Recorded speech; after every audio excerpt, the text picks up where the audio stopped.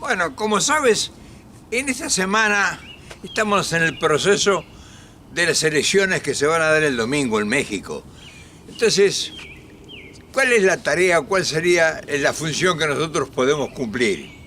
Y nosotros que tenemos la posibilidad de hablarle al continente, que mucha gente nos escucha, tenemos la obligación, digamos, moral o ilógica, absurda, de hablar contar qué es México.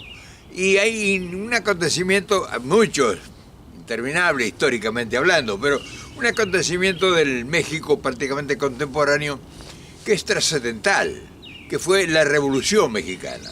O sea, muchísima gente ha oído hablar de la Revolución Mexicana, pero en realidad, profundizando, no saben realmente qué fue.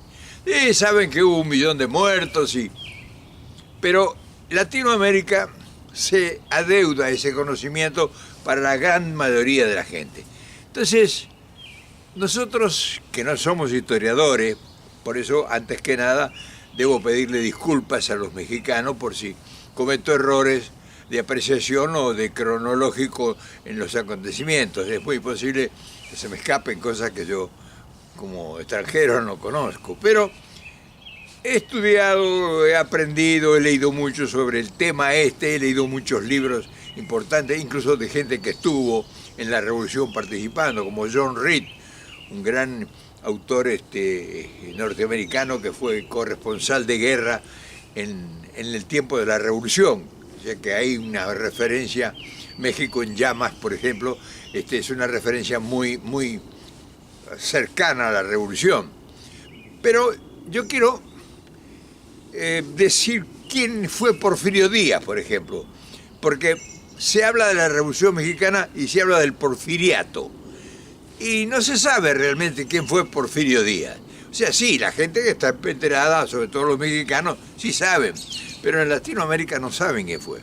Y Porfirio Díaz fue un resultado de una gran transformación, de una gran reforma, que fue encabezada por Benito Juárez, y del cual Porfirio Díaz fue uno de los militares. Pero bueno, en los tiempos eso, de la intensidad de la transformación, de la reforma que estaba llevando adelante Juárez, en 1862 se produce una invasión de Francia. O sea, Francia quería tener presencia en el continente. Los ingleses habían tenido ya un asentamiento con Estados Unidos, pero los franceses querían, y agarraron incluso parte de la Luisiana y todo, o sea, los franceses querían instalarse también como una plataforma en el continente. Habían desplazado a España, los ingleses tomaron el norte, que es donde estamos ahora, y los franceses, Napoleón III, manda las legiones napoleónicas, invaden México en 1862. Entonces, resiste violentamente México, a pesar de que la invasión se produce. Hay una batalla terrible, encabezado por el general Ignacio Zaragoza en Puebla de Los Ángeles, y Porfirio, el general Zaragoza, era el comandante supremo de esa resistencia, y Porfirio Díaz era uno de los oficiales, era coronel, era uno de los oficiales brillantes que tenía el ejército mexicano de entonces. Él se destaca, se hace una tarea muy importante en la resistencia de la invasión francesa, y queda como uno de los hombres importantes del régimen militar, que tiene las puertas abiertas cuando termina la época de Juárez para asumir la responsabilidad del Estado.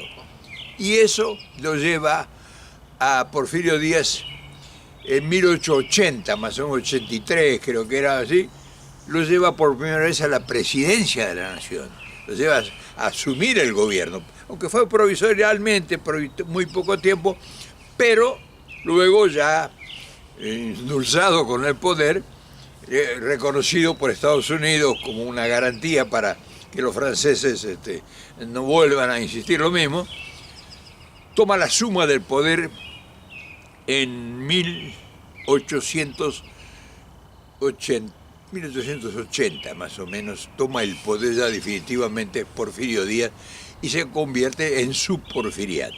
Entonces, Eso es muy importante saberlo cuando uno quiere hablar de México. ¿Por qué México atraviesa periodos increíbles? Fue la primera revolución de la historia de Latinoamérica, la gran revolución, que después fue copiada por la Revolución Rusa. O sea, John Reed, el que te digo que escribe México en llama, es destacado a Rusia para cubrir la Revolución Rusa. Pero entonces, ¿qué fue la Revolución Mexicana? Entonces, ahí está la base del sustento de la construcción moderna de ese país. Primero fue la independencia y después fue la reforma con Juárez. Después fue la revolución y la cuarta es ahora. Yo te voy a contar una versión de una interpretación de la historia para que nuestros hermanos latinoamericanos que están observando con mucha atención lo que está pasando en México, más o menos tengan una idea de qué es lo que está en juego. Este hombre, Porfirio Díaz, llega al gobierno apoyado con la gente de Juárez, porque Estados Unidos había ayudado a Juárez para la campaña de recuperar México de los franceses. O sea, el viaje de Juárez no fue al sur, sino fue al norte. Y no sé, la historia posiblemente lo tenga definido, esto es una apreciación personal mía, pero el juarismo, o sea, Juárez se manifiesta en un potencial de salvar una oligarquía que lo había apoyado a él. Dicen que era masón y todas esas cosas, bueno, no sé, yo ignoro, pero no es que yo estoy faltando el respecto a Juárez, sino que son deducciones naturales que constituyen un potencial económico para enfrentar a los franceses. Y entonces, nada mejor que un militar de prestigio asuma el poder. Ahora bien, llega Juárez al gobierno, sea como lo sugerimos nosotros, no, de otra forma no podía haber llegado y haber desplazado a los franceses. Ahora bien, Porfirio Díaz constituye un gobierno de derecha, de extrema derecha, o sea, representando a la gente, a la oligarquía terrateniente, que extermina al nativo, en fin, todo el proceso que conoce todo el mundo mejor que yo, pero produce la primera gran transformación de México, haciendo puertos, con compañías, se asocia con compañías norteamericanas, y da concesiones increíbles, y el hombre transforma, quería hacer de México, quería hacer Francia o Estados Unidos. Construye la primera obra faraónica, que es el ferrocarril México-Veracruz, los puertos de Salina Cruz, en fin, hace un gran desarrollo. Pero parece que surge, y esto es importante tenerlo en cuenta, el hombre se queda 30 años en el gobierno, en el poder, y va reemplazando y va reciclándose y va poniendo su gente, en fin, todo. Por el otro lado, Madero representa otra corriente de la política derechista de México. No es que Francisco I. Madero nace de las bases populares del pueblo de México. O sea, al contrario, es de la rancia oligarquía terrateniente. O sea, es uno de los hombres riquísimos de una familia tradicional del norte de México. Y él es el revolucionario, se presenta a las elecciones de 1910, le hacen fraude y lo meten preso a Madero. O sea, Porfirio Díaz lo mete preso y Madero se escapa y se va a Estados Unidos, y ahí elabora el Plan de San Luis, que fue la revolución, o sea, la provocación de una revolución que movilizaba, ya se conecta con las partes populares, se conecta con una gran base en la población civil de bajo estirpe, de bajo valor social, cultural, que es Pancho Villa, que es uno de los grandes representantes en el norte. O sea, la guerrilla. Él establece, se basa en la guerrilla, y en el sur a Zapata. Esa asociación obliga que en el 1912, hacen que Porfirio Díaz tenga que abandonar el poder y se va a Francia. Se embarca en Ipiranga, creo que se llama el vapor, y se va a Francia. Y queda Madero en el gobierno. Triunfa la revolución, fue cruenta, costó 1 millón de muertos, hubo una lucha intestina terrible, desplazaron al potencial, pero la misma reacción de la extrema derecha, que era porfirista, que se ha proyectado con el nuevo porfirismo que llega hasta estos días, se hace una rebelión entre ellos, y los militares porfiristas como Huerta termina con Pancho Villa y terminan los otros Venustiano Carranza, que es una rama también de la derecha, era gobernador de Coahuila, termina con Zapata en el sur, y se establece una revolución mexicana purificada. Hay unas luchas intestinas donde varios intervienen. Pero este movimiento revolucionario, que tiene tanto desplazamiento y que, como dije, tiene tanta costo de vidas, fue precario lo que realmente logra. O sea, sí, el inicio de la revolución agraria y todo, pero fue abortado eso, porque el poder, digamos, el poder financiero se organiza y toma fuerza potencial y desplaza una constitución que la lleva a cabo Carranza, pero no lo hace con las bases populares, con la gente de la base sustancial del país, que era lo que representaba Villa y lo que representaban, que era una revolución socialista. Pero bueno, como digo, Carranza llega para organizar el país, era gobernador de Coahuila, organiza el país y logra una revolución sobre la revolución, o sea, una contrarrevolución. Interviene un montón de factores, pero la oligarquía toma el poder. O sea, él no representa las bases populares, sino que acaba con las bases populares. La muerte de Villa y la muerte de Zapata es un indicador terriblemente evidente, pero por lo menos al final también termina él pagando con su vida el riesgo de tratar de juntar el agua y el aceite, y termina Carranza también perdiendo su vida. Pero bueno, el tema es que alumbra una nueva conciencia en México.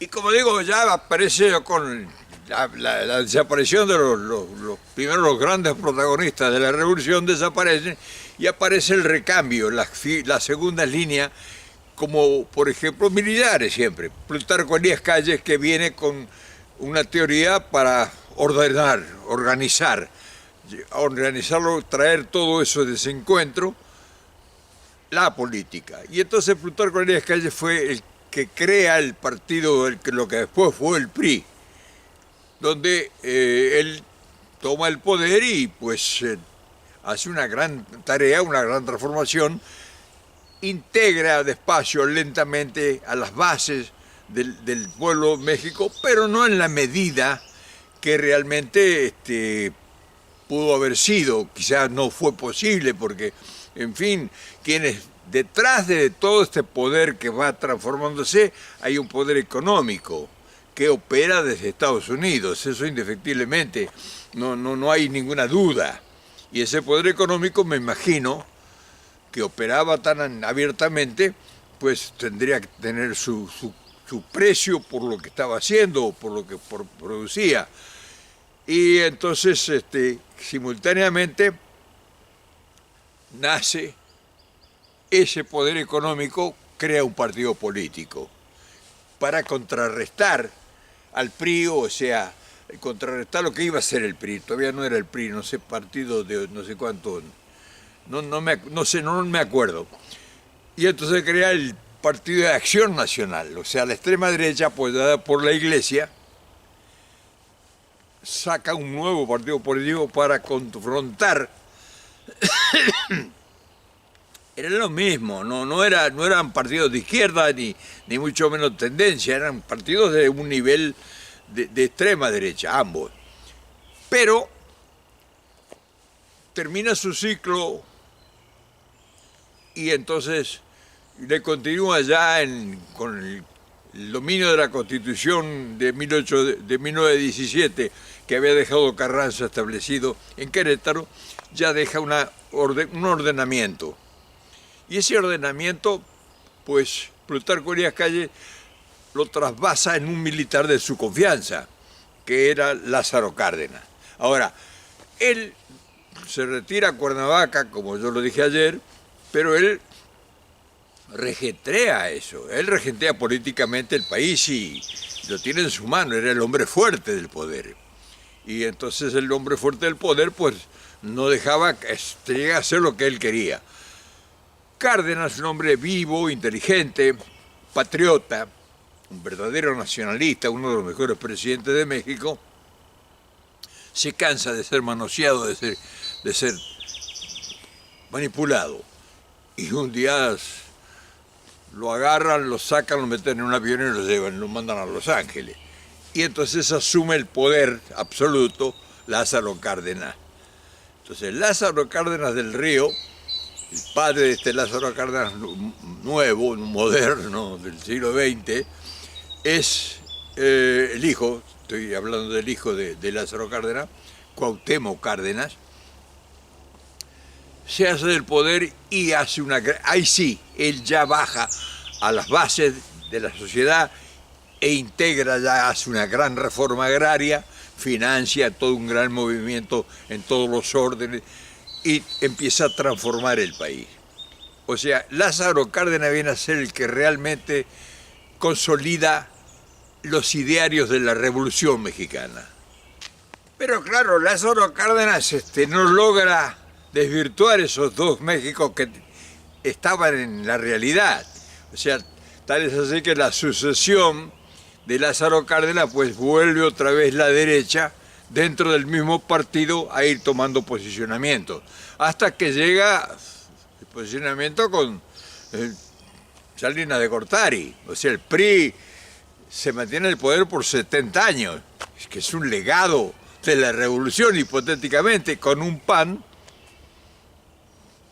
defendido de la extrema derecha, que es el Partido de Institución Nacional, el Partido de Acción Nacional, que es el representante de la oligarquía y de la Iglesia, que tenía un poder soberano en México. O sea, la Iglesia acompañó a la revolución y todo, y tuvo su posición, tuvo su propia revolución, la de los cristeros, o sea, que tuvieron ellos. Ahora, nosotros somos, como ven, unos comedidos que venimos a hablar porque llegamos a esta instancia de ahora, donde esas tres transformaciones que fue la independencia, la reforma con Juárez y la revolución, pues era un ciclo, nosotros desprolijamente, y disculpa a los mexicanos que son historiadores o que conocen su verdadera historia, pero Latinoamérica desconoce todo esto que hemos hablado y por lo menos estamos dando un indicio de lo que ha pasado en México, que ha sido una turbulencia, fue la primera gran revolución de la historia moderna. Después fue la revolución rusa copiada como dije antes, John Rita explica eso. Todo eso llega a la cuarta transformación, que vuelve a retomar la línea filosófica y doctrinaria que significó la puesta de Madero, pero desde su nivel.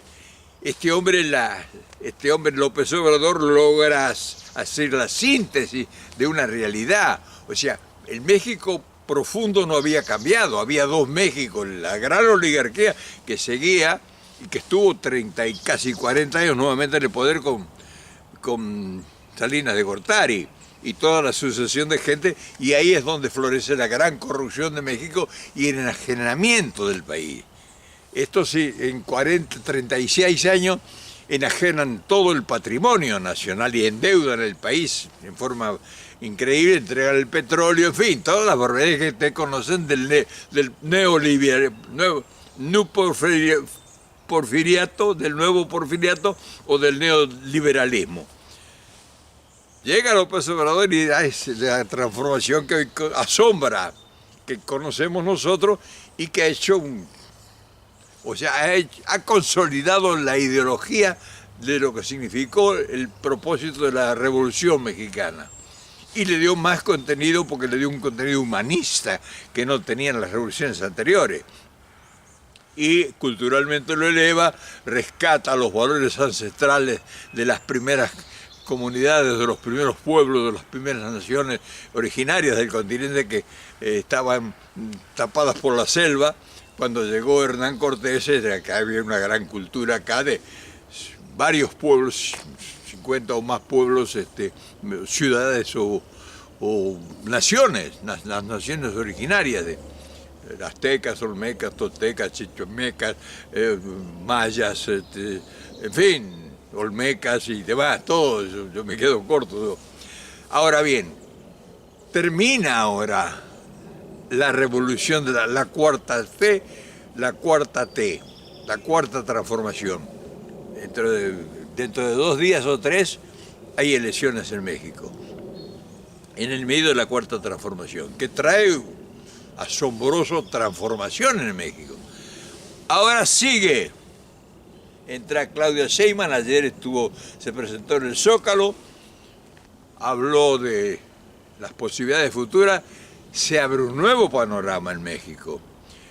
La derecha tiene cifradas esperanzas en recuperar el poder porque la corrupción no ha desaparecido y sus socios, que son los corruptores, no menguan, no han dejado de financiar a la oposición, a esa extrema derecha que está contra el pueblo y contra todo lo que ha logrado López Obrador de transformar y trabajar en las bases de la pirámide social, dándole un valor revolucionario en las conciencias de las grandes mayorías. Por eso es la revolución de las conciencias que está en pleno vigor. Nosotros, todo esto, con el perdón de los mexicanos, se lo presentamos al continente. Latinoamérica se está enterando, muchísima gente de Latinoamérica, de qué es México. Cuando hablamos de México, ¿qué es México? No lo hemos hecho con el profesionalismo que requeriría esto, la prolijidad y la experiencia de realmente una parte académica de un nivel inobjetable. Pero lo hacemos nosotros y tenemos una referencia que no nos hemos escapado. Sí, deben haber quedado un montón de cosas que nosotros hemos enunciado que tendrían que haber sido por lo menos expuestas en este programa, en este prolegómeno. Pero, disculpen, nosotros no somos historiadores, ni lo pretendemos ser, sino que queremos dar un alegato en el continente para que sepan qué está pasando en México y por qué México tiene el valor que tiene y que representa para todo nuestro continente. No ha habido en ninguno de nuestros países una revolución tan intensa, con tantas controversias entre las extremas derechas y las bases populares. Entonces, mañana, posiblemente pasado mañana, se va a dilucidar el destino de México. Y como verán, esa página no ha sido escrita todavía. Y nosotros tenemos cifradas esperanzas en que la inspiración continúe acrecentándose y que los mensajes que salgan de México hacia el sur de Latinoamérica sean tan certeros como han sido durante estos últimos 6 años con López Obrador. O sea, tenemos verdaderas ansias. Lo malo que tenemos nosotros contra nuestros deseos es que no tenemos informadores. Nosotros no tenemos periodismo que realmente puedan hacernos conocer todas estas cosas que son tan importantes y que tienen tanta grandeza. Nosotros no carecemos de recursos y carecemos de intérpretes que nos ilustren de todas estas cosas, de esta rica y voluminosa historia tan extraordinaria de uno de los países más importantes de Latinoamérica, porque la importancia la tiene por el acendro de su gran cultura, de su gran historia, y por ser la frontera más importante que tiene Estados Unidos al sur de su nación, en el patio trasero del continente. Entonces, ahí nosotros tendríamos que tener ya mejores representantes en los medios de comunicación masiva, y hemos estado trabajando en eso, pero desafortunadamente no hemos sido entendidos. O sea, de verdad no hemos sido entendidos la importancia que México tiene y las carencias que tiene para procesar esto que hemos hablado y enviar el mensaje clarificador hacia el sur del continente, que es la gran tarea que se adeuda todavía México, porque es la única posibilidad real que tengan aquellos para recibir. Aquellos están desesperados buscando orientación, están mirando a China, están mirando a India, están mirando a Europa, siempre estuvieron perdidos en lontananza, siempre teniendo inspiradores tan extraordinarios como ha sido y es México en el pasado y actualmente. Entonces, por eso, mis amigos, yo esta semana se la he dedicado a hablar de México. Ojalá que esto prenda y que venga gente más capacitada que nosotros para que amplíe esto y le dé el contenido que realmente debe tener, porque es necesario. Te mando un gran abrazo y mañana seguiremos con otra historia de México hasta el domingo, como te he prometido.